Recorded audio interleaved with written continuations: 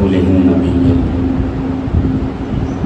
المكين الأمين الحنين الكريم الرؤوف الرحيم أما بعد أعوذ بالله من الشيطان الرجيم بسم الله الرحمن الرحيم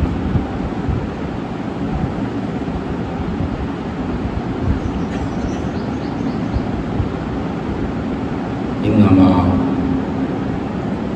يريد الله ليذهب عنكم الرجس أهل البيت ويطهركم تطهيرا صدق الله مولانا العظيم. وقال الله تبارك وتعالى في شان حبيبه الكريم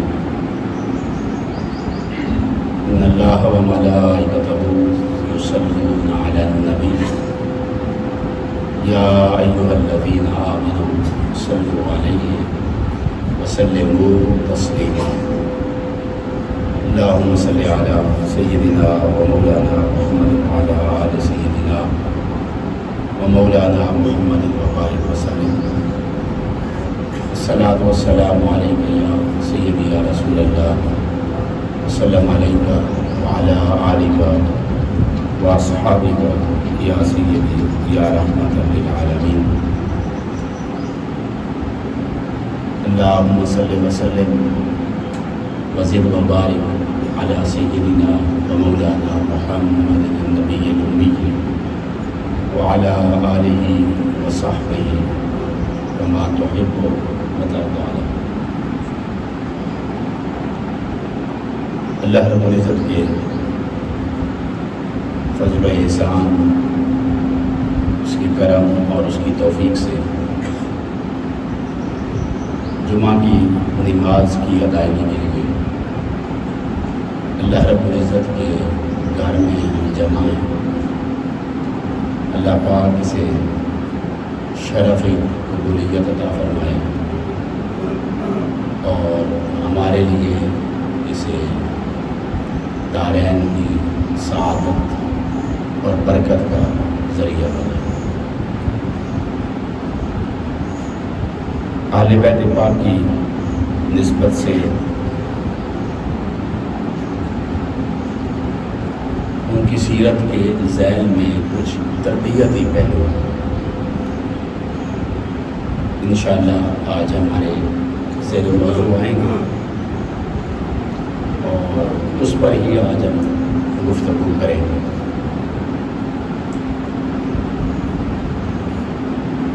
سیدنا امام حسن و حسین علیہ السلام کی ذوات قدسیہ امت کے لیے آقا علیہ السلام کا تیار کردہ رول ماڈل ہے. ان کی تربیت ان کے بچپن میں آقا علیہ السلام نے خود فرمائی. یوں تو ان کے والدین گرامی یعنی سیدنا مولا کائنات علی شیر خدا رضی اللہ تعالیٰ عنہ کی تربیت بھی آقا علیہ السلام نے ہی فرمائی اور سیدہ کائنات فاطمۃ الزہرا سلام اللہ علیہا انہوں نے تو جنم ہی بیت رسول اللہ صلی اللہ علیہ وسلم نے لیا. تو حسنین کریمین کی جو تربیت ہے اور ان کی شخصیت سازی ہے اور ان کی سیرت مقدسہ ہے، اس کی تشکیل کرنے والی تین بنیادی شخصیات ہیں. ایک تو ان کے والدین حضرت مولا کائنات علی شیر خدا اور سید کائنات. اور پھر تیسرے خود سرکار دو عالم صلی اللہ علیہ وسلم. تو بنیادی طور پر اگر آپ غور کریں تو تربیت شروع حضور سے ہی ہو رہی ہے، جو حضرت حسنین کریمین کے والدین کو پہلے نصیب ہوئی اور بعد ازاں ان کو نصیب ہوئی. یہ میں نقطہ اس لیے عرض کر رہا ہوں کہ یہ ذہنوں میں سوال جاتا ہے کہ جب آقا علیہ السلام کا وصال ہوا تو اس وقت حسنین کریمین کی عمر 7 اور 8 سال تھی. حضرت امام حسن کی 8 سال اور تقریباً 8 سال، اور حضرت امام حسین علیہ السلام کی تقریباً 7 سال. ان دونوں بھائیوں کی پیدائش میں صرف ایک طہر کا وقفہ ہے، یعنی 2000 ہجرت کے بعد 3 ہجری میں حضرت امام حسن علیہ السلام کی پیدائش ہوئی اور 4 ہجری میں حضرت امام حسین علیہ السلام کی پیدائش ہوئی، اور دونوں بھائیوں کے درمیان 11 ماہ کا تقریباً وقفہ، صرف ایک طور کا فرق. آقا علیہ السلام کے وصال کے وقت ان کی عمریں بالترتیب 8 اور 7 سال تک، یعنی حضرت امام حسن 8 سال کے اور حضرت امام حسین علیہ السلام 7 سال کے. جب آقا علیہ السلام کا وصال ہوا، اور آپ اپنے گھروں میں اگر دیکھیں تو آپ کے گھروں میں بھی بچے ہیں، 8 سال کا 7 سال کا آپ بچہ دیکھتے ہیں. ہمارے ہاں ہمارے معاشرے میں 8 اور 7 سال کی عمر میں بچوں کی تربیت شروع ہی نہیں ہوتی. وہ کہتے ہیں بڑا ہوگا تو سیکھ جائے گا. ایسا ہے یا نہیں ہے؟ یہ آقا علیہ السلام کے گھر میں پرورش پانے والے بچے ہیں. جب حضور علیہ السلام کا وصال ہوا تو اس وقت تک ان کی سیرت طیبہ کا بنیادی جتنا بھی ڈھانچہ ہے آقا علیہ السلام خود اس کے اوپر محنت فرما چکے. آج کا موضوع سیرت حسنین کریمین ہے، تو سیرتیں یوں نہیں بن جاتی. ان کا جب وصال ہو گیا آقا علیہ السلام کا، تو حضور علیہ السلام کے وصال کے وقت تو عمر 7 اور 8 سال ہے. اب آپ اپنے بچے بھی دیکھ لیں، آپ میں سے اکثر لوگ ہیں جو صاحب اولاد ہیں، اور آپ کے بچے بھی 7-8 سال کی عمر میں کیا تربیت کے اسی مقام پر فائز ہوتے ہیں اور ان مراحل سے گزر چکے ہوتے ہیں جن مراحل سے آقا علیہ السلام نے حسنین کو گزار دیا تھا. میں ایک حدیث پاک آپ کو اس موقع پر سناتا ہوں. حضرت امام حسن مجتبی کی فضیلت بیان کرتے ہوئے آقا علیہ السلام نے فرمایا کہ اے حسن، تیرے لیے لکا جودی و سخائی، میری جود اور میری سخاوت تمہارے لیے. امام حسن نے فرمایا میری جود اور میری سخاوت تمہارے لیے، یعنی تمہاری شخصیت اور تمہاری سیرت سے میری سخاوت ظاہر ہوگی، تم میری سخاوت کا بظر ہوگے. امت کی خاطر بہت بڑی قربانی دینی پڑے گی، وقت آئے گا تو آپ دے دیں. اور امام حسین علیہ السلام کے لیے فرمایا کہ تیرے لیے میرا جلال اور میری ہیبت ہے. یہ ذہن میں رکھیں، جب آقا علیہ السلام کا وصال ہوا ان کی عمر 7 سال ہے، اور حضور کیا فرما رہے ہیں کہ تو اے حسین علیہ السلام آپ میرے جلال اور میری ہیبت کے مظہر ہوں گے. کیا آپ بھی اپنے بچوں کو اس عمر کے اندر سمجھتے ہیں کہ اس کے اندر واقعتاً آپ کے کردار کی کوئی نہ کوئی جھلک اس عمر کے اندر راسخ ہو چکی ہے؟ جی کہ آپ سمجھتے ہیں کہ اس عمر میں 7-8 سال کی عمر میں آپ کے کردار کی جھلک آپ کے بچوں کے اندر راسخ ہو چکی ہے. راسخ ہوگی تو دعویٰ کریں گے نا کہ تیرے اندر میری یہ جھلک ہے اور یہ ہوگی. یہاں سے آپ پورا فلسفہ سمجھ جائیں کہ 7-8 سال کی عمر تک ان کی سیرت سازی میں آقا علیہ الصلوۃ والسلام کتنا وائٹل رول پلے کر چکے تھے. ان کی پوری سیرت طیبہ تشکیل پا چکی تھی. ان کی سیرت کی بنیادیں رکھی جا چکی تھی. ان کو جو جو فیضان عطا کرنے تھے وہ دیے جا چکے تھے.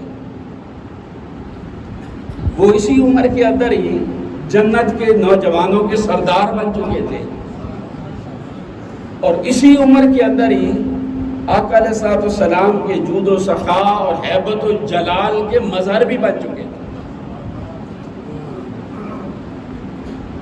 وجہ کیا کہ ان کی سیرت طیبہ کی تشکیل خود سرکار دو عالم صلی اللہ علیہ وآلہ وسلم نے فرمائی تھی.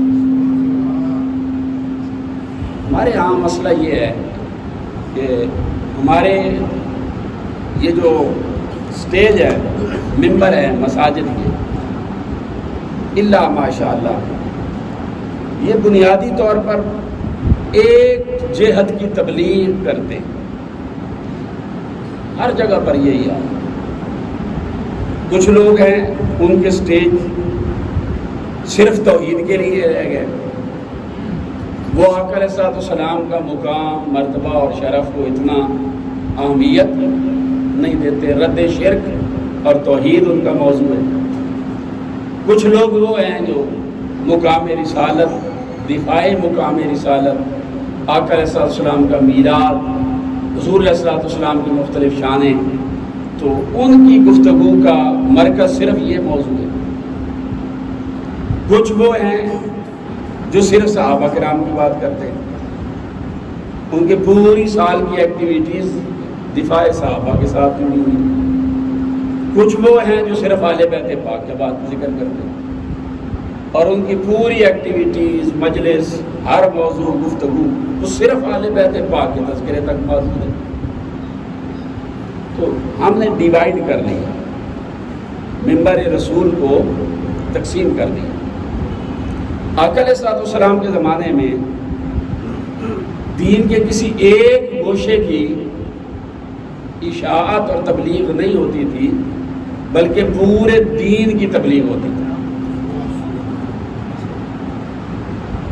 پھر اب دیکھی آپ نے یہ چیز دیکھا کہ اب کمال یہ سمجھا جاتا ہے کہ کون کتنا گلا پھاڑ کے تقریر کرتا اور بولتا. وہ فلاں جی بڑا جوشیلا ہے، کیا بات ہے، کیا آواز لگاتا ہے. بولیے کچھ لوگ یوں کر رہے ہوتے ہیں، ایسے ایسے ایسے ایسے. کیا مطلب ہے اس کا؟ کچھ کہتے ہیں اوہو آپ نے میرے جملے ضائع کر دیے. کچھ کہتے ہیں میرا جملہ سننے والا ہے، غور کیجیے. پتہ نہیں بھائی کون سا کارتوس چلانے والے ہیں آپ. ایسا ہوتا ہے یا نہیں ہوتا؟ کون سے جملے؟ وہ رٹی رٹائی ادھر ادھر کی وہ باتیں. مقصد کیا ہوتا ہے یوں کرنے کا؟ میں جملہ دے رہا ہوں، میرا جملہ سنبھال کے رکھنا، کیا کمال جملہ ہے وغیرہ وغیرہ. لوگ اٹھیں گے، ویلے دیں گے، واہ واہ کریں گے. کیا اہمیت ہے اس واہ واہ؟ ہاں جی، آپ واہ واہ کر دیں گے، سبحان اللہ ہو جائے گا، ماحول بن گیا جی. یعنی ہمارے لوگ بھی، سامعین اکثر جو ہیں وہ صرف سماع چاہتے ہیں. جو تبلیغ ہے ممبر سے دی جا رہی ہے، جو دین بتایا جا رہا ہے، سمجھایا جا رہا ہے، وہ سیرتوں کے اندر نہیں اتر رہا. شخصیت سازی نہیں ہو رہی، صرف کانوں کا چسکا. واہ واہ واہ بڑا مزہ ہے جی، کیا بات آ گئی، گارے لگا دیے جی، ذوق بن گئے، چیختے بول پڑے، شور شرابہ کر دی. کیا ہے؟ امام حسین علیہ السلام نے بھی دیکھیے کتنی بڑی جنگ لڑی ہے. اپنی حیات مبارکہ. ان کی سیرت طیبہ میں امام حسن علیہ السلام کی جو معیاری دین کا دور ہے، ہمارا جو دور ہے نا جس میں ہم ہیں، یہ معیاری دور نہیں ہے جس سے ہم گزر رہے ہیں. یہ دور معیاری دور نہیں ہے، دین کا معیاری دور نہیں ہے. یہ معمول بہی دین ہے جس پر ہم عمل کرتے ہیں. معیاری دین وہ تھا جو سرکار دو عالم صلی اللہ علیہ وآلہ وسلم سے چلا تھا. حضور علیہ الصلوۃ والسلام کی اپنی ایک جماعت تیار کی آپ نے، اور دین کی اشاعت اور تبلیغ کا فریضہ ان کے ذمہ لگایا، ذمہ داری دی، رسپانسبلٹی دی. اور وہ جو جماعت تھی ان کی رسپانسبلٹی اور ان کی ذمہ داری یہ تھی کہ اپنے اپنے علاقوں میں جا کر وہ سارے دین کی تبلیغ اور اشاعت کے لیے کام کریں. اور ان کی پوری دعوت دین کی بنیاد قرآن اور سنت پر تھی. گفتگو کرتے تھے، خطاب کرتے تھے. کسی نے یہ نہیں کہا بڑا پیارا میرا جملہ آ رہا ہے، میں پتہ نہیں کیا کرنے والا ہوں، کہہ دے سبحان اللہ، لگا دے نعرہ، یوں کر دے. ایسا نہیں تھا. ہماری بدقسمتی یہ ہے کہ ہمارے دور اور زمانے میں اس بندے کو کامیاب خطیب ہی نہیں سمجھا جاتا جو زیادہ زور لگا کے بات نہ کرتا. کیوں ارون صاحب ایسا ہی ہے نا؟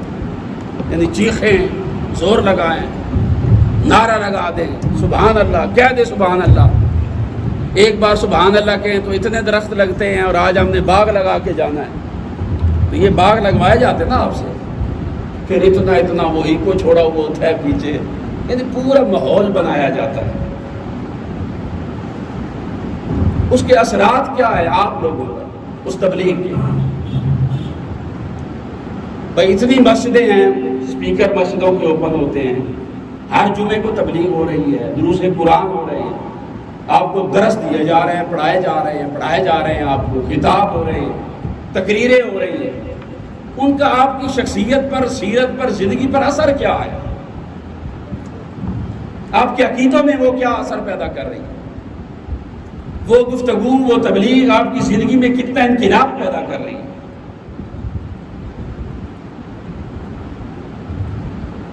کچھ بھی نہیں. معاشرہ آپ اوورآل دیکھ لیں تو دین پسند ہے یا دین بیزار ہے؟ بولے نا. ہمارا معاشرہ اوورآل دیکھیں انفرادی زندگیوں میں تو ہم دین پسند لوگ ہیں، یعنی مرکز مائل ہیں یا مرکز گریز ہیں؟ ہاں جی،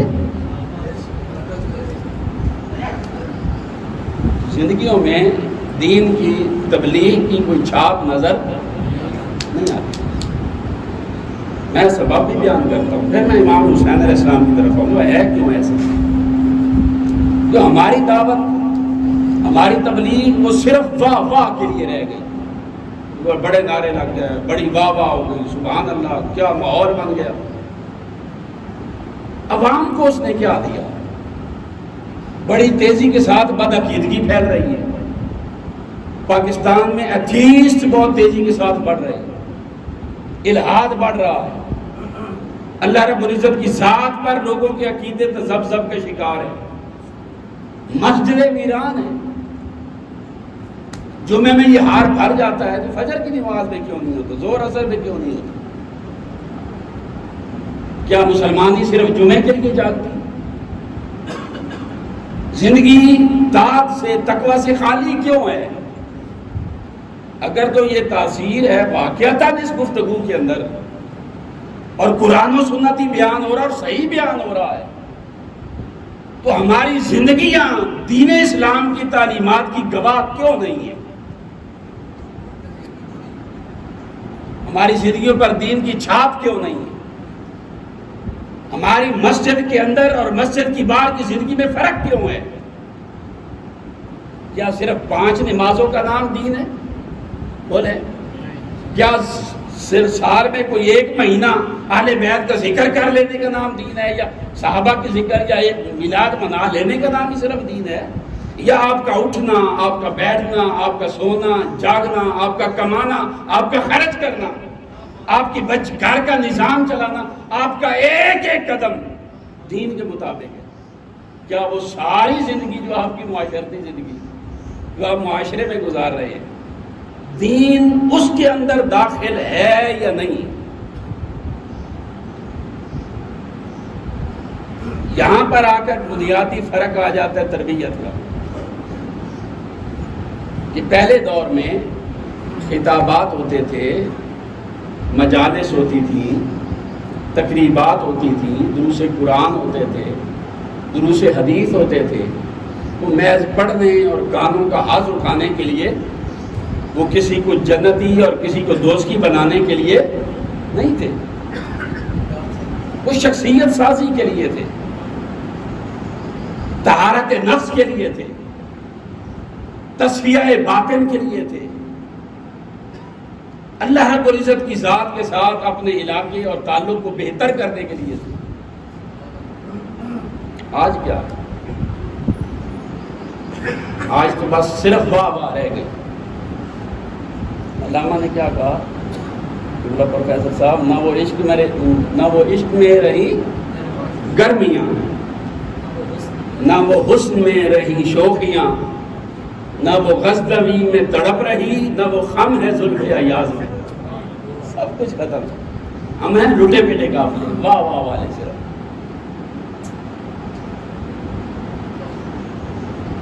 بات ہم سیرت کی کرتے ہیں. امام حسین علیہ السلام کی سیرت سازی میں نے بتایا صرف 7 سال کی عمر ہے ان کی جب حضور کا وصال ہوا، اور 7 سالوں میں آقا علیہ السلام کو اپنی تربیت پر اتنا یقین ہے. حضور علیہ السلام ان کی فرما رہے ہیں کہ تم میری جرت اور میرے جلال کے مظہر ہو. اتنا ان کو دیکھ لیا ہے حضور علیہ السلام. امام حسن کو فرما رہے ہیں کہ تم میری سخاوت کے مظہر ہو، میری جود کے مظہر ہو. کیوں؟ آقا علیہ السلام نے ان کی سیرت سازی میں نے کی. 7 سالوں میں نے ان کو اتنا دیکھ لیا ہے کہ یہ جتنا زندہ رہیں گے ان کی پوری سیرت میں کبھی ڈیویشن، کوئی کجی، کوئی غلطی، کوئی خطا جو ہے وہ داخل نہیں ہوگی. یہ صراط مستقیم پر ہی قائم رہے. وجہ یہ ہے کہ بچپن سے صحیح ڈائریکشن، صحیح سمت ان کو عطا کر دی گئی کہ آپ نے کس سائڈ پر جانا. ہم اپنے بچوں کی تربیت میں یہاں پر آ کر ہی خطا کرتے ہیں. بچہ ہے جی، بڑا ہو کے سیکھ جائے. ایک صحابیہ آئی، یا رسول اللہ میرا بچہ ہے 1 سال کا ہو گیا، اس کی تربیت کیسے کروں؟ حضور نے فرمایا تم نے آنے میں بڑی دیر کر دی. یہ 1 سال کا ہو گیا ہے، اب آئی ہو، ہاں اب آ رہی ہو، 1 سال کا، آنے میں دیر کر دی. آپ کی اولاد نے کس رخ پر چلنا ہے، اس کا فیصلہ آپ کو شادی کرنے سے پہلے کرنا ہوتا ہے. کہ آپ گھر کے اندر جو خاتون لے کر آئیں گے، وہ خاتون دراصل درسگاہ ہے اور یونیورسٹی ہے آپ کے بچوں کی. آقا علیہ السلام نے دیکھا کہ میں نے جنت کے جوانوں کی سرداری عطا کر دی ہے، تو بچپن سے سب سے پہلے علی شیر خدا کی سیرت سازی خود فرمائی ہے. سیدہ کائنات فاطمہ الزہرا کی سیرت سازی خود فرمائی ہے آقا علیہ السلام. جب ان کے کردار کو اپنی مرضی اور اللہ رب العزت کی رضا کے مطابق ڈھال لیا اور کمال تک پہنچا دیا، اور دیکھا کہ علی شیر خدا میری سنگت و صحبت، میری تربیت اور میری قربت میں رہنے کی وجہ سے اب اس درجے پر پہنچ چکا ہے کہ باطل سارا اس کے مقابلے میں اکٹھا ہو کر بھی آ جائے تو علی شیر خدا کے قدم کو ڈگمگا نہیں سکتا. جب یہ جرأت آقا علیہ السلام، آپ کو پتا ہے حضرت ابو طالب رضی اللہ تعالیٰ وہ کثیر العیال تھے، ان کی اولاد اور بچے زیادہ تھے اور اتنے سورسز اور وسائل نہیں تھے. تو حضرت ابو طالب نے آقا علیہ السلام کی تربیت فرمائی. حضور علیہ السلام ان کے گھر میں رہے دادا جان کے وصال کے بعد. اور 24-25 سال جب تک آپ کا نکاح نہیں ہوا، 25 سال کی عمر تک، 8 سال کی عمر سے لے کر 25 سال تک حضرت ابو طالب کے گھر میں رہے آقا علیہ الصلوۃ والسلام، اور حضرت فاطمہ رضی اللہ تعالیٰ حضرت علی شیر خدا کی والدہ ماجدہ، وہ آقا علیہ الصلوۃ والسلام کی خدمت گزار تھی اور آقا علیہ الصلوۃ والسلام کے ناز نخرے اٹھاتی، حضور ان کے گھر میں رہے۔ تو جب حضور کا وصال ہوا، اپنا گھر بنا، حضرت علی شیر خدا ابھی چھوٹے بچے 7-8 سال 9 سال ان کی عمر تھی، انہوں نے کہا کہ چچا جان اب یہ علی آپ مجھے دے دیں، اب اس کی تربیت میں کروں گا۔ تو آقا علیہ الصلوۃ والسلام نے تربیت کی ان کی، اور اسی تربیت کا ہی اثر تھا کہ بدر کے اندر 70 کفار مارے گئے، تو ان 70 میں سے حضرت علی شیر خدا رضی اللہ تعالی 39 اکیلے آپ نے شہید کی، اور 11 لوگوں کو شہید کرنے میں آپ نے مدد کی، باقی 20 دوسرے لوگوں کے کاتے میں گئے۔ پھر آپ نے دیکھا جگہ جگہ پر آقا علیہ الصلوۃ والسلام کا پوری زندگی میں علی شیر خدا انتخاب رہے۔ 25 دن محاصرہ رہا، 25 دن یہ جو خیبر کا قلعہ ہے اس کا محاصرہ رہا، صحابہ کرام گھیرے رہے، فتح ہی نہیں ہو رہا۔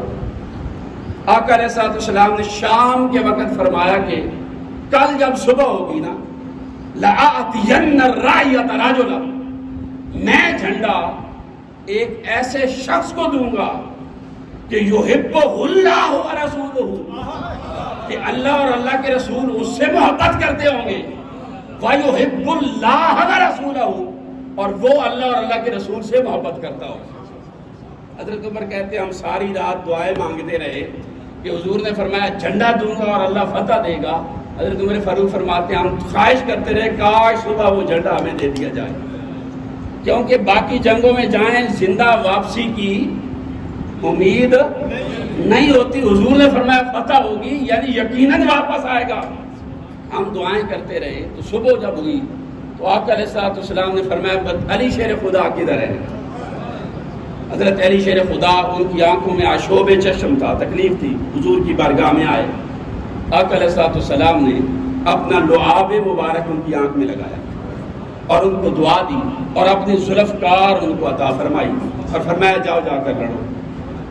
یہ یقین ہے اپنی تربیت کا، ایک دن پہلے بتا دیا فتح ہوگی۔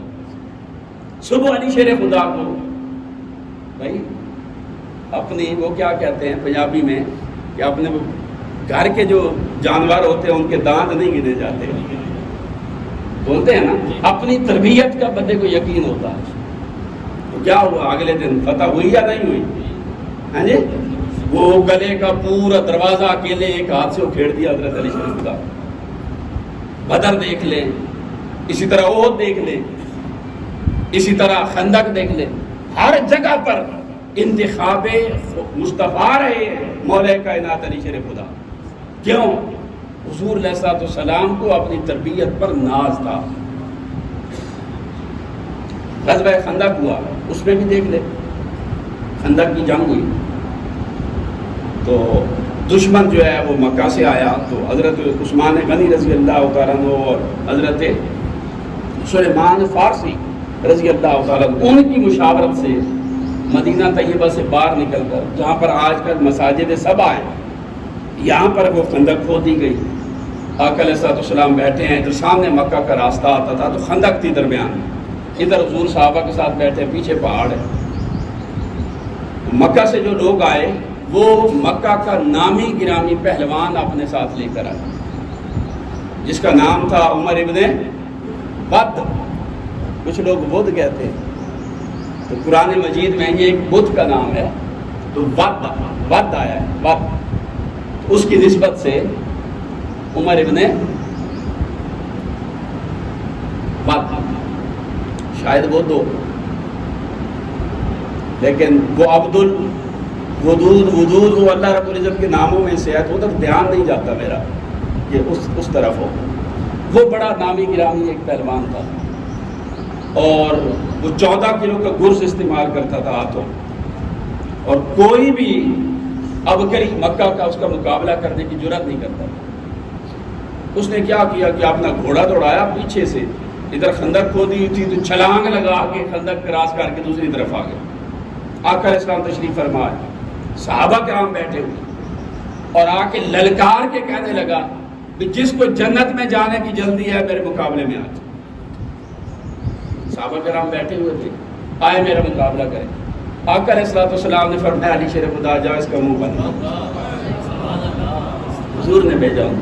حضرت علی شیر خدا گئے, جب اس کے سامنے گئے وہ گھوڑے پر تھے اور یہ پاپیادہ تھے, سوار بھی نہیں تھے, نیچے تھے. آقا علیہ السلام نے اپنی ذوالفقار ان کو دی. یہ تلوار تھی, اس کو ذوالفقار اس لیے کہ ایک سائڈ سے تو تیز تھی اور اس کی اوپر والی جو سائڈ ایسے دندانے بنے ہوئے تھے. وہ تلوار آقا علیہ السلام نے عطا فرمائی. حضرت علی شیر خدا کو جاؤ اس کا مقابلہ کرو. وہ کہنے لگا جی میرے مقابلے میں آپ نے بچہ بھیجا ہے, میں مکہ کا نامی گرامی پہلوان ہوں. حضرت علی شیر خدا نے فرمایا تم وہی پہلوان ہو نا جس کو میں نے بدر میں بگایا تھا, وہی ہو نا, تو تمہارے لیے میں کافی ہوں. سامنے آ گیا تو اس نے آپ کو دعوت مبارزت دی کہ آپ آئیں میرا مقابلہ کریں, حملہ کریں. آپ نے فرمایا نا, اگر پہلا حملہ میں نے کیا اور تو واصل جہنم ہو گیا تو تیری بہنیں تیرے قصیدے گائیں گی کہ ہمارے بھائی کو وار کرنے کا موقع نہیں ملا, تو پہلا وار کرنا. اس نے وار کیا تو آپ کے پاس خود تھی, آپ نے اس کے اوپر روکا. وہ وار کر کے ابھی سنبھلا بھی نہیں تھا کہ حضرت علی شیر خدا نے جمپ لیا. وہ گھوڑے پر تھا, آپ نیچے تھے, آپ نے جمپ مار کر اس کے اوپر جا کر وہ ذوالفقار ماری. اس کی خود کٹ گئی, اس کا درمیان سے پورا وجود کٹ گیا, اور وہ تلوار ایک ہاتھ تک نیچے جبل صلا تھا اس کے اندر جا کے پیوست ہو گیا. اس دن آقا علیہ السلام نے فرمایا میری امت کے سارے عمل اٹھا کر ترازو کے ایک پلڑے میں ڈال دو, علی شیر خدا کی یہ تلوار آج کی ایک پلڑے میں ڈال. یہ پھر بھی بھاری. یہ جرأت کہاں سے آئی؟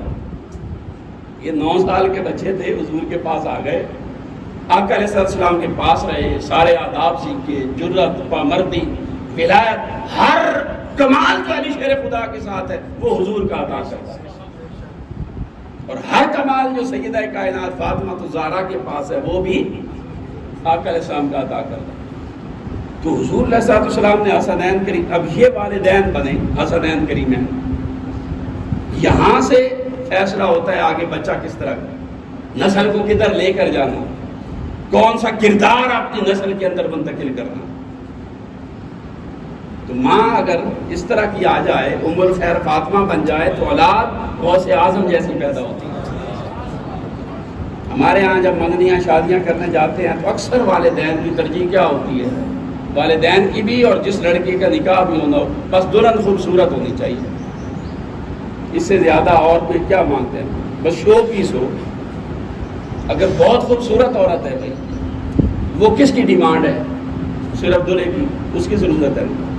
ماں بہت خوبصورت ہے یا بدصورت ہے, بچے کو جو اس نے آگے پیدا ہونا ہے اس کو اس کے ساتھ کوئی غرض ہے جی کہ میری ماں اتنی خوبصورت ہونی چاہیے, یا ایسی ہے یا ایسی, اسے تو کوئی غرض نہیں ہوتی. اور یہ جو خوبصورتی ہے ہمیشہ قائم بھی نہیں رہتی, اور صرف ایک وقتی ضرورت ہوتی ہے. اکثر آپ منگنیاں کرتے ہیں, صرف خوبصورتی دیکھتے ہیں.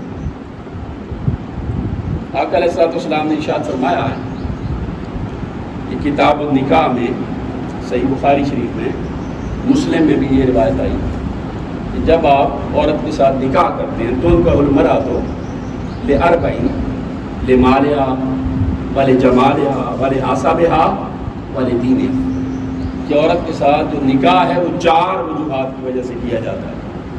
اس کا مال دیکھا جاتا ہے, یہ نہیں فرمایا مال نہ دیکھے, آپ کا سٹیٹس کفر ہونا چاہیے, ایکویلٹی ہو, برابری ہو, مال بھی دیکھے, والے جمال ہے اس کا جمال بھی دیکھے, والے حسب ہے اس کا حسب بھی دیکھے, اور اس کا نسب بھی دیکھے. حسب کہاں سے آتا ہے؟ نسب ہوتا ہے والدین کی طرف سے, اوپر پورا شجرہ دیکھے, فیملی کون سی, خاندان کون سا. حسب کیا ہے؟ حسب کہتے ہیں اس کی شخصی کوالٹیز, اس کی جو پرسنل ایٹریبیوٹس ہو سکتی ہیں, ذاتی خصوصیات کیا ہیں, پڑھی ہوئی کتنی ہے, اخلاق کیسا ہے, کردار کیسا ہے, یہ چیزیں دیکھیں اس میں. اور چوتھا حضور علیہ السلام نے فرمایا والے دین کو بھی دیکھیں.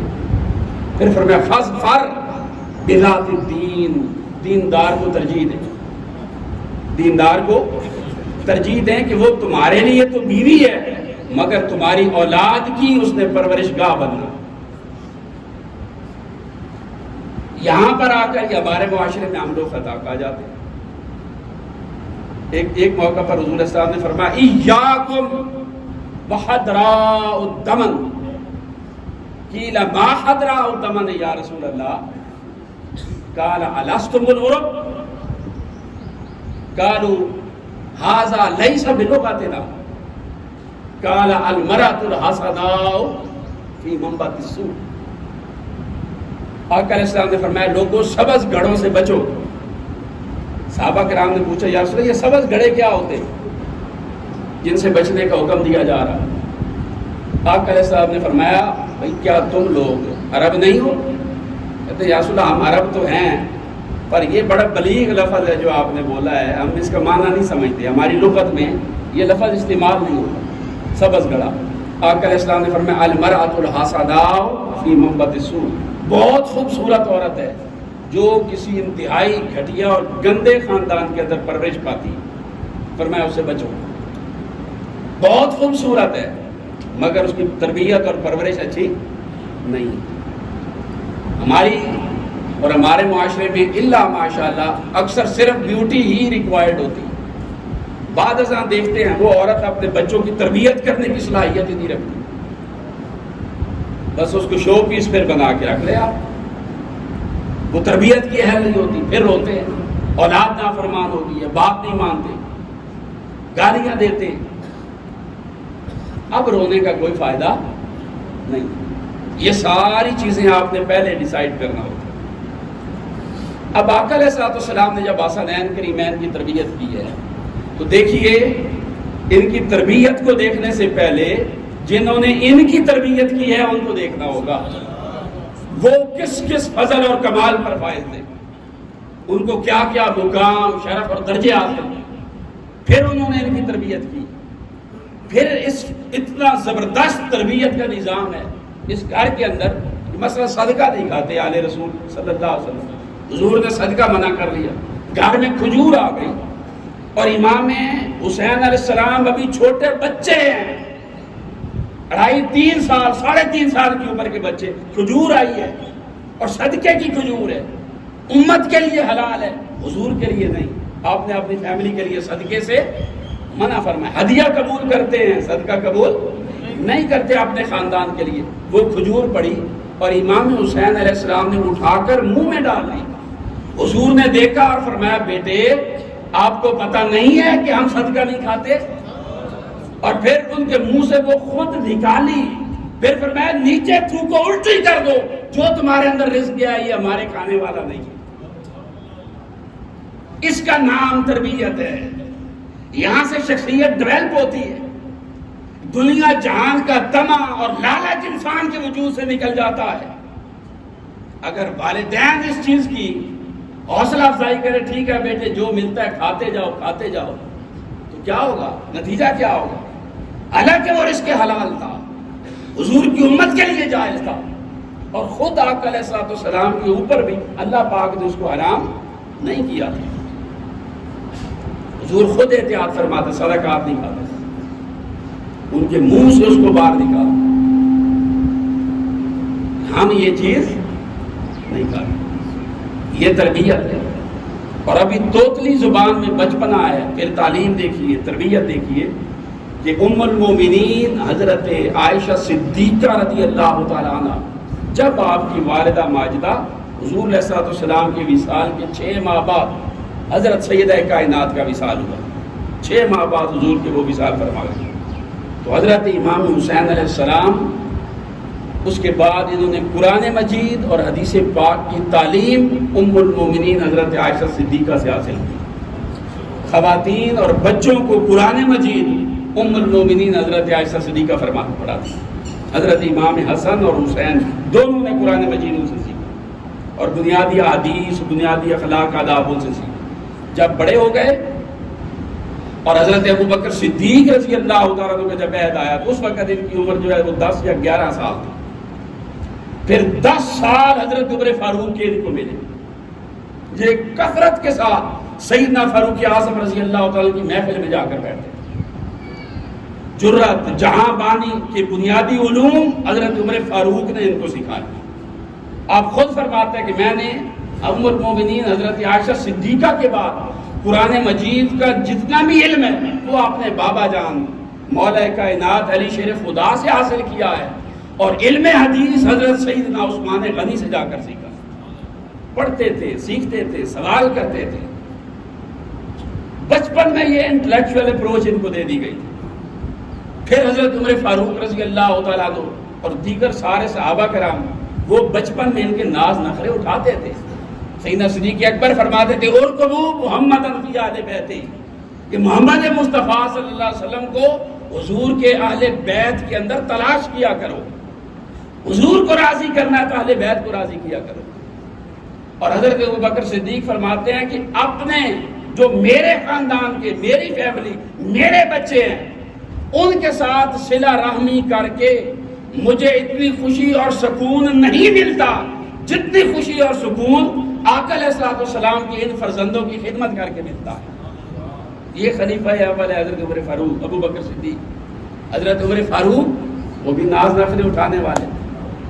باہر سے یمن سے چادریں بھیجی وہاں کے گورنر نے، بڑی خوبصورت تھی، اچھی تھی.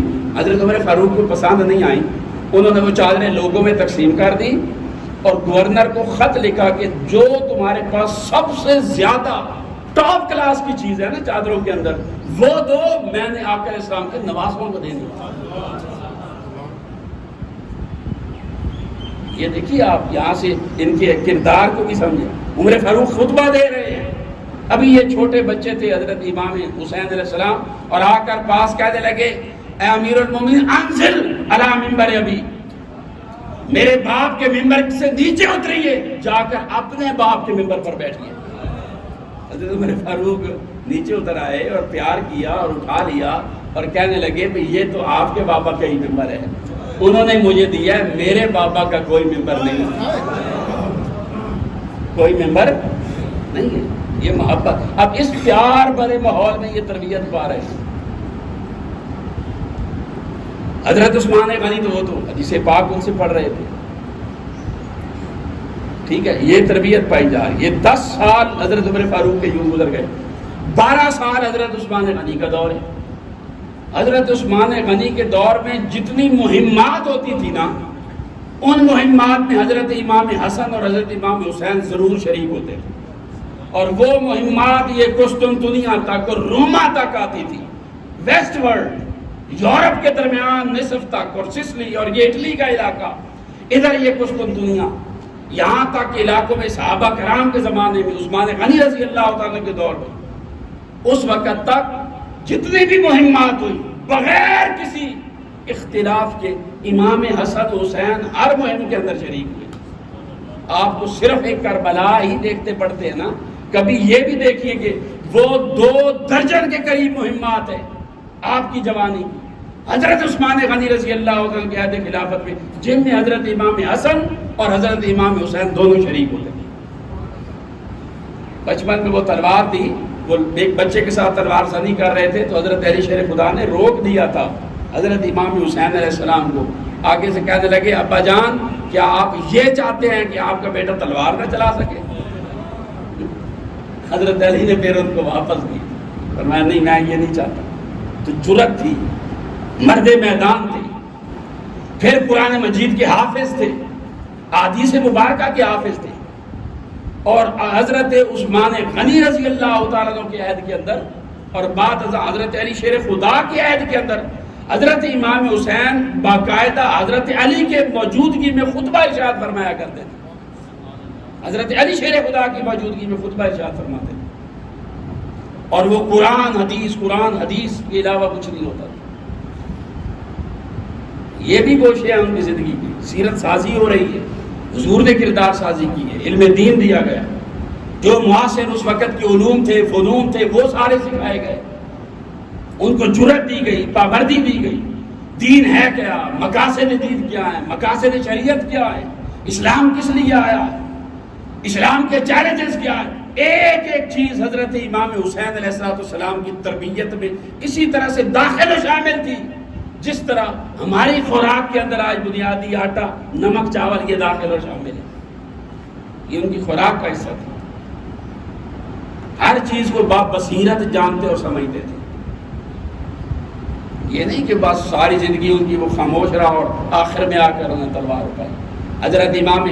حضرت یہ 38-39 ہجری میں حضرت عثمان غنی رضی اللہ تعالیٰ جب 32 ہجری میں ان کو شہید کر دیا گیا، ان کو دروازے پر ان کی حفاظت کرنے والے بھی حضرت امام حسن اور حسین تھے، لیکن وہ جو دہشت گرد آئے اٹیک کرنے والے وہ زیادہ لوگ تھے، یہ ان کا مقابلہ ظاہر ہے، یہ صرف 2 بچے تھے، لیکن اس وقت تک ان کی عمر جو ہے وہ بچوں والی نہیں تھی، بڑے ہو چکے تھے، یہ دفاع کر رہے تھے۔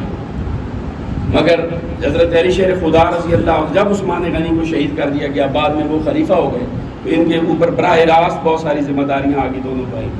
پھر امیر معاویہ نے بغاوت کر دی رضی اللہ تعالیٰ، پھر یہاں سے اسلام کے اندر ایک اور دور شروع ہو گیا مشاجرات صحابہ۔ ان ساری جنگوں میں جو حضرت امیر معاویہ اور مولا کائنات علی شیر خدا کے درمیان ہوئی، حضرت حسنین کریمین اپنے بابا جان کے کندھے کے ساتھ کندھا ملا کر کھڑے۔ پھر 6 سال تقریباً حضرت علی شیر خدا قید ہے، 5.5 سال، پھر وہ شہید ہو گئے۔ حضرت امام حسن خلیفہ راشد بن گئے، 6 ماہ کا ان کا عرصہ خلافت راشدہ کا ہے۔ پھر امت کے اندر قتل و قتال بہت زیادہ ہو چکا تھا، 90 کے قریب جنگیں آپس میں لڑی جا چکی تھی، تو حضرت امام حسن علیہ السلام پسند نہیں فرماتے تھے کہ قتل و غارت گری ہو اور آپس میں جھگڑا ہو، تو صلح ہو گئی، اور وہ صلح کچھ شرائط پر ہوئی، بعد ازاں بدقسمتی سے وہ شرائط بھی پوری نہیں ہو سکی، جس سے آگے پھر حالات زیادہ خراب ہوئے اور کربلا کی طرف گئے۔ حضرت امام حسین علیہ السلام اس صلح کے حق میں نہیں تھے، لیکن برادر اکبر حضرت امام حسن علیہ السلام کا فیصلہ تھا، اس لیے اس کو تسلیم کیا۔ بعد ازاں جب امیر معاویہ کا وصال ہو گیا اور یزید لعین تخت نشین ہوا، اس وقت امام حسین علیہ السلام نے فرمایا چونکہ بڑے بھائی جان نے صلح کر رکھی تھی اور ہم اخلاقی طور پر پابند ہیں کہ جب صلح کر لی جائے اور آپ کسی کے ساتھ عہد کر لیں تو خون رسول کو زیب نہیں دیتا کہ وہ اس عہد کی پاسداری نہ کرے۔ جب یزید پر تخت نشین ہوا، امام حسین نے فرمایا کہ یزید کے ساتھ ہمارا کوئی معاہدہ نہیں، یہ شخص اس اہل نہیں ہے، یہ امت مسلمہ کی زمام اقتدار اس کے ہاتھوں میں دی جا سکے، اس کو اقتدار دیا جا سکے۔ آپ نے اپنی سٹرگل پھر یہاں سے شروع کی، کبار صحابہ کرام رضوان اللہ علیہم اجمعین ان کے ساتھ مشاورت کی۔ یزید زبردستی آپ کی بیعت لینا چاہتا تھا، آپ نے انکار کر دیا، آپ نے مدینہ طیبہ چھوڑا، مکہ آ گئے۔ 3 شعبان کو آپ نے مدینہ طیبہ کو مکہ کے لیے چھوڑ دیا، اور 3 شعبان سے لے کر 8 ذی الحجہ تک مکہ میں مقیم رہے۔ وفود آتے رہے مختلف علاقوں سے، ہم آپ کے ساتھ ہیں۔ یزید فاسق ہے، فاجر ہے، وہ اللہ کے حلال کو حرام، حرام کو حلال سمجھتا ہے، محرمات کے ساتھ نکاح کو جائز کہتا ہے، شراب پیتا ہے، جوا کھیلتا ہے، ہر وقت بندر پال رکھے ان کے ساتھ کھیلتا رہتا ہے۔ وہ اس اہل نہیں ہے کہ امت مسلمہ کی قیادت و سیادت کر سکے۔ اے ابن رسول، آپ آئیں آگے کھڑے ہوں اور اس کے خلاف اپنے نانا کے دین کے دفاع کی جدوجہد کریں، ہم آپ کے ساتھ ہیں۔ امام حسین علیہ السلام یکدم ایسے نہیں اٹھے، امام حسین علیہ السلام باقاعدہ سوچ سمجھ، محمد بن حنفیہ آپ کے بھائی، حضرت عبداللہ بن عباس رضی اللہ، انہوں نے مشاورت دی آپ کو۔ محمد بن حنفیہ نے فرمایا یہ آپ کو شہید کرنا چاہتے ہیں، یہ یزید پلید اور اس کے حواری، تو آپ پہلے پورے عالم اسلام کا جائزہ لیں، آپ تھوڑا عرصہ یہاں، تھوڑا عرصہ اس شہر میں، تھوڑا عرصہ اس شہر میں، اس طرح دیکھتے رہے کہ لوگوں کے احوال کیا ہے۔ امام حسین ان کو یہ رائے بہت پسند آئی، انہوں نے شکریہ ادا کیا۔ پھر مدینہ چھوڑا، مکہ آ گئے، وہاں کے حالات خراب کر دیے گئے، مکہ میں بھی نہیں رہنے دیا اہل بیت پاک کو، اور کوشش کی گئی کہ دوران طواف کسی سے حملہ کروا کے شہید کر دیا جائے۔ تو 8 ذی الحجہ کو امام حسین علیہ السلام وہاں سے کوفہ کے لیے نکلے. کوفہ کے لوگوں نے خط لکھے تھے, 12,000 خطوط موصول ہوئے تھے کہ آپ ہمارے پاس آئیں, ہم بیعت کریں گے, ہم آپ کا ساتھ دیں. تو امام پاک امام حسین علیہ السلام وہاں سے کوفہ کے لیے حضرت اپنے بھائی حضرت مسلم بن عقیل کو پہلے بھیجا, جا کے حالات کو دیکھے اور مجھے لکھ بھیجے. یہ سڈن ایسا کچھ نہیں ہوا, یہ سارے حالات آپ کے سامنے. آپ کے بڑے بھائی حضرت امام حسن کو 49 ہجری کے اختتام پر زہر دیا گیا, 10ویں بار زہر دیا گیا, جس سے ان کے جگر کے ٹکڑے بھی کٹ کٹ کر وہ منہ سے باہر آنے لگے. انہیں پتہ چل گیا کس نے زہر دیا ہے. امام حسن علیہ السلام سے امام حسین نے پوچھا مجھے بتائیں کس نے زہر دیا. انہوں نے فرمایا میں بتا تو دوں, یہ جو جھگڑا اور جو شر پھیلا ہوا تھا صلح اس لیے کی تھی کہ حالات بہتر ہو جائیں, اگر میں بتاتا ہوں تو پھر وہ جھگڑے شروع ہو جائیں. انہوں نے پھر دین کی خاطر قربانی دی, جان دے دی. 50 ہجری میں ان کا وصال ہو گیا اور 57 سال کی عمر میں 60 ہجری ختم ہوتی ہے, 61 کے آغاز میں امام حسین علیہ السلام شہید ہو گئے. دین اسلام کے تحفظ اور احیاء کے لیے یہ حقیقت ہے کہ قتل حسین اصل میں مرگ یزید ہے. اسلام زندہ ہوتا ہے ہر کربلا کے بعد. کوئی اس کو شہزادوں کی جنگ نہ سمجھے, یہ حق و باطل کا مارکا تھا. امام علی مقام حق کے نمائندے تھے اور یزید باطل کا نمائندہ تھا. وہ فاسق تھا, فاجر تھا, زانی تھا, شرابی تھا. اس کے اندر عالم اسلام کی قیادت کرنے کی کوئی ایک کوالٹی موجود نہیں تھی. اس کے مقابلے میں فضل کے اندر, شرف کے اندر, کمال کے اندر, علم کے اندر, زور کے اندر, زہد اور تقویٰ کے اندر امام علی مقام ہر اعتبار سے اس سے آگے تھے. اور جو معاہدہ ہوا تھا پہلے امام حسن کے ساتھ صلح کا, اس کی شرائط میں بھی یہ تھا کہ امیر معاویہ کے بعد کسی کو بھی سربراہ نہیں بنایا جائے گا, لوگ مشاورت کے ساتھ جسے چاہیں گے خلیفہ متعین کریں گے. اگر اس پر عمل نہیں ہو سکا بدقسمتی سے زور زبردستی کے ساتھ اسلام کی قدروں کو مٹانے کے لیے یہ تک فرایا, اور امام علی مقام امام حسین علیہ السلام نے اس کا مقابلہ کیا. امام طبری کے آخری الفاظ بیان کر رہا ہوں جو انہوں نے بیان کیے تاریخ طبری کے اندر. آپ کا خطبہ جو آپ نے مقام بیضاء پر دیا 9 محرم الحرام کو, اس میں آپ نے یہ بات واضح کر دی کہ میری جو جدوجہد اور سٹرگل ہے یہ دین اسلام کی دفاع کے لیے. یہ لوگ زانی اور شرابی ہے, انہوں نے اللہ رب العزت کی طاعت کو ترک کر دیا اور شیطان کی طاعت اپنے اوپر لازم کر لی. میں زیادہ حقدار ہوں کہ رسول اللہ صلی اللہ علیہ وآلہ وسلم کے دین کا دفاع کروں. آپ نے اس خطبے میں آپ نے یہ بات واضح کر دی. آپ کی جد و جہد عین اسلام ہے, عین دین ہے. کچھ لوگ یہ رنگ دینے کی کوشش کرتے ہیں کہ یزید چونکہ خلیفہ تھا اور امام حسین علیہ السلام کو خلیفے کی مخالفت نہیں کرنی چاہیے تھی, کیونکہ جو خلیفہ ہوتا ہے اس کی مخالفت کو بغاوت کہتے ہیں اور باغی کی سزا موت ہے. لہٰذا جو امام حسین نے کیا وہ اسی کی حقدار تھی. کتابیں لکھی بدبختوں نے. یاد رکھ لے کہ امام حسین علیہ السلام نے یزید کی کبھی بھی بیعت ہی نہیں کی سرے سے. وہ صرف اس معاہدے کا حیا کرتے رہے جو حضرت امام حسن علیہ السلام نے کیا تھا. جب امیر معاویہ فوت ہو گئے وہ معاہدہ ختم ہو گیا, اس کا حیا بھی ختم ہو گیا. یزید کے ساتھ وفاداری کا نہ تو حضرت امام حسن نے کوئی معاہدہ کیا تھا, نہ حضرت امام حسین نے کوئی معاہدہ کیا تھا, نہ ہی انہوں نے یزید کی بیعت کی تھی. یہ یزید کو فاسق سمجھتے تھے, فاجر سمجھتے تھے, دین دشمن اور نااہل سمجھتے تھے. وہ اس اہل ہی نہیں کہ وہ عالم اسلام کی قیادت و سیادت کر سکے. اس کے خلاف امام پاک امام حسین علیہ السلام کا جو قیام ہے یہ بغاوت نہیں ہے بلکہ یہ حق اور باطل کی جنگ ہے. یہ منکر کو دبانا اور خیر کو غالب کرنے کی جدوجہد ہے. یہ بغاوت نہیں. بغاوت تب ہوتی جب آپ اس کی بیعت کر لیتے, اور بیعت کرنے کے بعد اس کو ووٹ دینے کے بعد مخالفت کرتے تب بغاوت ہوتی. آپ نے اس کی بیعت ہی نہیں کی، اس کی بیعت کو جائز نہیں سمجھا، اس کو ظالم بھی کہا، فاسق بھی کہا، فاجر بھی کہا، اللہ کی حلال کو حرام اور حرام کو حلال کرنے والا بھی کہا، نااہل بھی کہا، اور اس کی بیعت نہیں کی. اور اس کو نااہل سمجھ کر احقاق کے حق کی خاطر اور منکر اور برائی کو دبانے کے لیے آپ نے قیام کیا. امام حسین علیہ السلام کی جدوجہد یہ بغاوت نہیں بلکہ دین اسلام کی قدروں کو بچانے کی کوشش تھی. وہ لوگ تاریخ کو مسخ کر رہے ہیں، وہ ایک عباسی ہیں،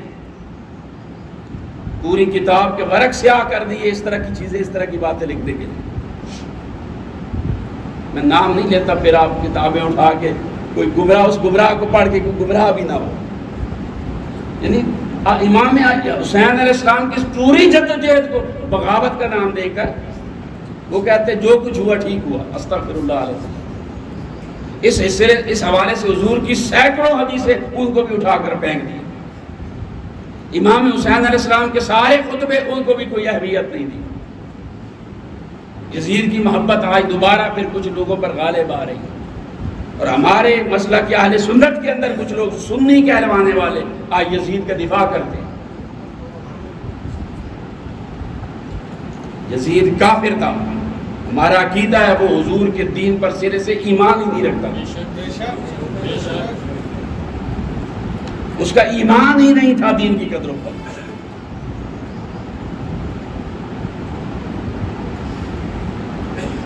اگر ایمان اسے پتا تھا کہ امام حسین علیہ السلام کے لبوں کو رسول اللہ صلی اللہ علیہ وآلہ وسلم بوسہ دیتے ہیں، وہ امام حسین کے لبوں پر چھڑی نہ مارتا. دیکھو تمہاری اذان اب بھی ہو رہی. اور جب امام حسین علیہ السلام کو شہید کر کے اس کے دربار میں لایا گیا، اس وقت یزید نے کیا کہا تھا؟ تاریخ الکامل اٹھائیے نا. اس نے کہا تھا آج ہمارے بدر کے بزرگ زندہ ہوتے تو مجھے آ کر شابش دیتے. بدر کے کون بزرگ؟ جو امام حسین علیہ السلام کے والد کے ہاتھوں واسلے جہنم ہوئے تھے. حضرت علی شیر خدا کے ہاتھوں مارے گئے تھے نا. مشرکین مکہ، کفار مکہ، جب امام پاک کا سر لایا گیا دربار یزید میں، اس وقت یزید نے یہ کہا آج ہمارے وہ بدر کے بزرگ زندہ ہوتے وہ مجھے آ کر شاباش دیتے کہ یزید تو نے بڑا اچھا کام کیا. اس کا یہ قول آ جانے کے بعد بھی جو لوگ اس بدبخت یزید کو مسلمان سمجھتے ہیں انہیں خود اپنے عقیدہ اور ایمان کی فکر کرنی چاہیے. یزید کا اسلام سے کوئی تعلق نہیں تھا، وہ دشمن اسلام تھا، اسلام کی قدروں کو توڑ رہا تھا. اور سرکار دو عالم صلی اللہ علیہ وآلہ وسلم 50 سال پہلے یہ بات بتا کر گئے تھے، لا یزال امر امتی قائما بالقسط حتی یسلمہ رجل من بنی امیہ یقال له یزید.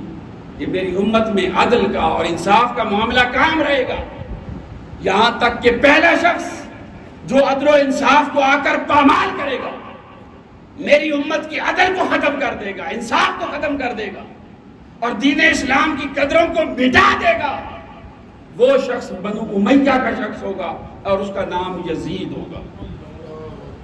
اٹھائیے سوائق المہر کا حضرت سیدنا ابو ہریرہ رضی اللہ تعالیٰ کی روایت ہے. حضور یہ ساری خبریں بتا کر گئے، پھر کوئی سبب نہیں. یہی وجہ ہے یہ فتنے آپ اٹھ رہے ہیں. حضور سیدی شیخ الاسلام کی کتاب میں نے آپ کو پہلے بتایا کفر یزید پر 9 محرم الحرام کو پرنٹ ہو کر آ چکی. میں آپ سے گزارش کروں گا، ہارون آباد کی تنظیم، محترم ہارون صاحب بیٹھے ہیں، ظفر بھائی بیٹھے ہیں، ہمارے محترم چٹھا صاحب بیٹھے ہوئے ہیں، مدثر صاحب بیٹھے ہیں، سارے ساتھی بیٹھے ہیں، وہ کتابیں منگوائیں، آپ مطالعہ کریں اس کتاب. ہر شخص لازمی اس کتاب کو مطالعہ کرے. ہم یزید کو کافر کیوں کہتے ہیں؟ ہمارے ائمہ اہل سنت کیا کہتے ہیں اس کے بارے میں؟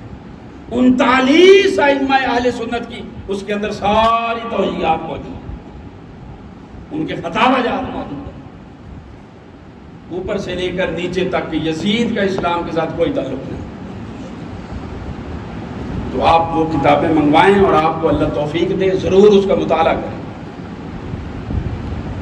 تو امام پاک امام حسین علیہ السلام کی جو ہستی ہے، ان کی سیرت طیبہ ہے، ان کی کردار سازی ہے، یہ خاص رخ پر آقا علیہ السلام نے اس کی خود بنیاد ڈالی۔ بعد ازاں حالات ہی ایسے پیدا ہو گئے کہ ان حالات کے اندر جیسے ان کی تربیت ہوئی تھی تو ان کا کردار وقت کے ساتھ اور زیادہ نکھر کر سامنے آتا گیا۔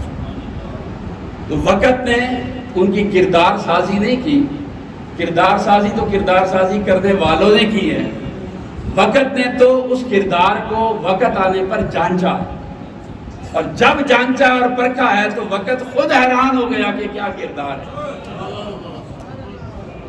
زمانہ خود حیران ہے کہ کیا کردار ہے، کیا شان ہے، کیا عظمت ہے اس گھرانے کی۔ تذبذب نہیں ہے، خوف نہیں ہے کسی کا، بھئی کیا کریں گے، زیادہ سے زیادہ یزیدی کیا کر سکتے ہیں، مار دیں گے، یہی کر سکتے ہیں۔ امام حسین فرماتے ہیں کہ میں نے کون سا ہمیشہ زندہ رہنا ہے، مار دیں گے کوئی بات نہیں، مار دیں، مجھے مار دیں، علی اکبر چاہیے لے جاؤ، علی اصغر چاہیے لے جاؤ، تم مجھے ڈرانا چاہتے ہو، اور یہ خون ڈرنے والا ہے ہی نہیں۔ ڈر کس بات کا، ہم توحید کے ماننے والے ہیں، اور جو جسے صحیح توحید کی سمجھ آ جائے وہ کسی سے ڈرتا نہیں۔ علامہ اقبال کا ایک شعر ہے غالباً، چومی گویم مسلمانم بلرزم کہ دانم مشکلات لا الہ۔ میں جب اپنے آپ کو مسلمان کہتا ہوں میں لرز جاتا ہوں کہ میں جانتا ہوں لا الہ کی مشکلات کیا ہے۔ جو لا الہ، اللہ کے سوا کوئی معبود نہیں، وہ پھر اللہ کے سوا کسی سے ڈرتا نہیں۔ بہار کے ہوں رمز لا الہ فامیداس، شرک را در خوف مزمردیداس۔ ہر وہ شخص جسے لا الہ الا اللہ کی رمز کی سمجھ آ جاتی ہے، اسے ہر غیر اللہ سے ڈرنے میں شرک نظر آتا ہے۔ وہ کہتا ہے میرا وجود اگر کسی ہستی سے ڈرتا ہے وہ فقط وحدہ لا شریک ہے۔ یہ علی کے خون کی تاثیر ہی نہیں ہے، اور فاطمہ کے خون کی تاثیر ہی نہیں ہے کہ وہ کسی یزید وقت سے ڈر جائے۔ تو ہم کسی سے، خدا کے سوا کسی سے ڈرنے والے نہیں ہے۔ تو ڈرانے کی کوشش، یہ 22,000 یا بعض روایتوں میں 27,000 یا 34,000 کا لشکر 70 کے مقابلے میں لے آیا ہے یزید، تو اتنا بے شرم ہے، تو یہ سمجھتا ہے کہ ہمیں ڈرا لے گا؟ ہمارے خون کی تاثیر ہی ڈرنا نہیں ہے۔ اور میں 3 سال کا تھا جب میرے مصطفیٰ نے کہا تھا کہ اے حسین تیرے لیے میں اپنی بہادری اور جرأت چھوڑ کر جا رہا ہوں، مجھے ڈرانے کے لیے آیا۔ حضور نے فرمایا تیرے لیے میری ہیبت اور جلال ہے۔ جو خود ہیبت اور جلال والے ہوں وہ کسی سے ڈرتے نہیں ہیں۔ مرنا کیا ہے، مر جائیں گے، شہید ہو جائیں گے، کوئی بات نہیں، یہاں ہمیشہ تھوڑی رہنا ہے، لیکن ہماری زندگی ہمیشہ با مقصد رہے گی۔ ہم کبھی کسی یزید کے ہاتھوں میں جا کر ہاتھ نہیں دیں گے، سر دے دیں گے، سر داد نہ داد دست در دست یزید، کسی یزید کے ہاتھ میں ہاتھ نہیں دے گی۔ حقا کی بنا لا الہ، کلمہ طیبہ کی بنیاد امام حسین علیہ السلام۔ اسلام مر رہا تھا، یزیدیت اسلام کو دفن کرنے کے در پہ تھی، امام حسین علیہ السلام نے اس اسلام کو پھر سے زندگی عطا فرمائی، تبانی دی، اس کو عروج دیا ہے، اور اس کے اوپر جو بادشاہت کے نشانات لگا دیے گئے تھے، ٹپے لگ چکے تھے، وہ سارے نوچ لیے، چھین کر اتار دیے۔ اسلام کا دفاع کیا امام پاک۔ امام حسین علیہ السلام کی سیرت جو ہے وہ دین اسلام کی آب و تاب ہے۔ حضور سید شیخ الاسلام ایک بڑا پیارا جملہ بولتے ہیں اور فرماتے ہیں کہ دین اسلام جو ہے یہ محمدی الاصل ہے اور حسینی البقاء ہے۔ محمدی الاصل ہے کہ دین اسلام دیا حضور نے ہے، اور حسینی البقاء ہے کہ بچایا امام حسین نے۔ مدینہ سے کربلا تک یہ دین جو ہے یہ محمدی ہے، اور کربلا سے قیامت تک یہ محمدی بھی ہے اور حسینی بھی ہے۔ اس کو دونوں نسبتیں حاصل ہیں۔ اللہ رب العزت ہمیں اہل بیت پاک کی یہ جو عظیم شان ان کا مقام اور مرتبہ، میں نے تو چیزیں ان کی زندگی کے ایک دو گوشے جو ہیں، ان کی سیرت طیبہ اس راہ پر رخ پر کیسے تیار ہوئی، ان کے والدین کا کردار اس میں، حضور اسلام کی تربیت کا کیا کردار رہا، تو ایک دو باتیں صرف آپ کے سامنے بیان کی۔ اللہ پاک ان کو سمجھنے کی توفیق دے اور ہم سب کو اہل بیت پاک کی محبت و غلامی دے اور اسی پر زندہ رکھے اور اسی پر موت عطا فرمائے۔ وما علینا الا البلاغ۔